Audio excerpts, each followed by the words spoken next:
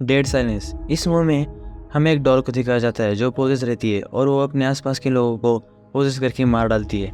Movie की शुरुआत में हम दो कपल को देखते हैं जो घर में काम कर रहे होते हैं, जेमी और एला। तभी उनके घर की डोरबेल बजती है। जेमी बाहर जाके देखता है, वहाँ पर एक गिफ्ट मिलता है। वो उस गिफ्ट को अंदर लेके आता है और उस बॉक्स को खोलता है और उसमें एक पुतला रहता है। फिर एला उस पुतले को उठाकर सीधा करती है, तभी वो पुतला अपना मुंह खोलता है। फिर रात को जेमी बाहर जाता है। एला घर पर अकेली होती है। वो पुतले को बेड पर रखती है और आईने के सामने रुकती है। तभी उसे कुछ आवाजें आने लगती है। वो पुतले के पास जाकर देखती है। तभी उस पुतले पर रखा व्हाइट कपड़ा एला के ऊपर आके गिरता है और फिर एला हवा में दूर जाके गिर जाती है। तभी कोई इला को रूम के अंदर खींचता है और तभी वहाँ पर जिमी आ जाता है और इला को ढूंढने लगता है। इला उसे पुकारे होती है। जिमी उस कमरे के अंदर जाता है। वो देखता है कि बेड पर कोई सफेद रंग का कपड़ा ओढ़ कर बैठा है। वो नजदीक जाने लगता है, फिर उस कपड़े को निकालता है। वो इला की डेड बॉडी होती है। जिमी डर जाता है। फिर कुछ देर में पुलिस वहाँ पर आ जाती है और इला की डेड बॉडी को लेकर वहाँ से जाती है। फिर पुलिस वाले जिमी से पूछताछ करते हैं। जिमी उन्हें बताता है कि आपको उस बॉक्स में देखना चाहिए जिसमें एक पुतला था, उसकी वजह से हमारे घर में सब चीज़ें हो रही है। फिर कुछ देर में पुलिस उसे छोड़ देती है।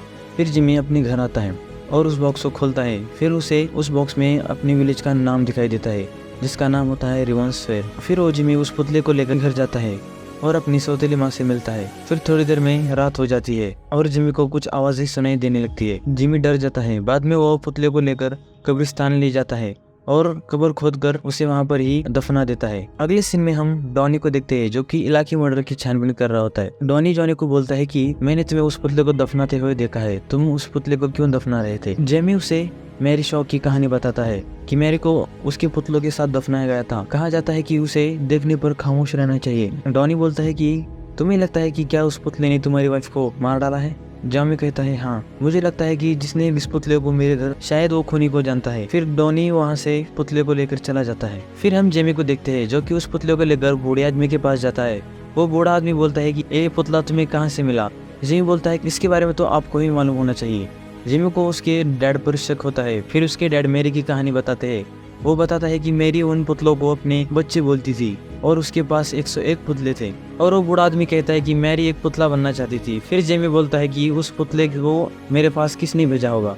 बूढ़ा आदमी बोलता है कि मुझे मालूम नहीं, लेकिन उस थिएटर के पास तुम जाओ, तुम्हें इसके बारे में कुछ तो मालूम चलेगा। फिर जेमी पुराने थिएटर के पास जाता है और उसे वहाँ पर एक किताब मिलती है। जेमी उस किताब को देख रहा होता है। तभी वहाँ आईने में एक औरत दिखाई देती है और जेमी वहाँ से भाग जाता है। अगले सीन में हम उसी बूढ़े आदमी को देखते हैं जो कि बेसमेंट में जा रहा होता है। वो मेरिन को ढूंढने जाता है। तभी वहाँ उसे मेरी दिखाई देती है। वो बहुत डर जाता है। फिर मेरी उस बूढ़े आदमी को मार डालती है। फिर हम जेमी को देखते हैं जो कि उस पुराने थिएटर में आ जाता है। उसके पीछे पीछे वो पुलिस वाला भी आता है। जेमी वहाँ पर हेनरी को ढूंढने आता है। फिर वो दोनों एक कमरे में जाते हैं जहाँ पर उन्हें मेरी की 101 पुतले दिखाई देते हैं। बस वहाँ पर एक पुतला नहीं होता। फिर वो देखते हैं कि पुतले अपने आप ही अपना सिर घुमा रहे हैं और वो अपनी आंखों को इधर उधर घुमा पा रहे हैं, लेकिन वहाँ पर एक पुतला कुर्सी पर बैठा हुआ है। फिर वो दोनों पुतले की तरफ बढ़ते हैं। फिर वो पुतला अपने आप ही बोलने लगता है कि तुम बहुत ही चालाक हो। वो पुतला बोलता है कि मैं उन सब को चुप कराऊंगी जिन्होंने मुझे चुप कराया था। वो बोलती है कि कितना मुश्किल होता है एक पुतले को बनाना, कभी कभी तो मानवीय अंग भी मुझे लेने पड़ते थे। फिर मेरी सभी पुतलों को कोशिश करती है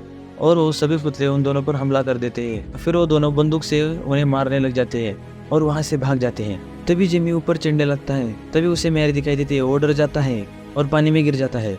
वो पानी से बाहर निकाल के एशियन के घर चला जाता है। उसे पता चल जाता है कि उसकी भी मौत हो गई है। फिर वो अपने घर चला जाता है। फिर जिमी उस पुतले को लेकर अपने घर जाता है। तभी वहाँ पर मैरी आ जाती है। जेमी पर अटैक करने वाले होते हैं कि तभी जेमी उस पुतले को आग में फेंक देता है। तभी वहाँ पर मैरी की मौत हो जाती है। फिर वो अपने डैड के पास आता है। वो जान जाता है कि उसके डैड भी एक पुतला ही थे और उसे पता चल जाता है कि उस पुतले को जेमी की सौतेली माँ चला रही होती है। जेमी जोर से चिल्लाता है और यहीं पर इस मूवी का अंत हो जाता है। धन्यवाद।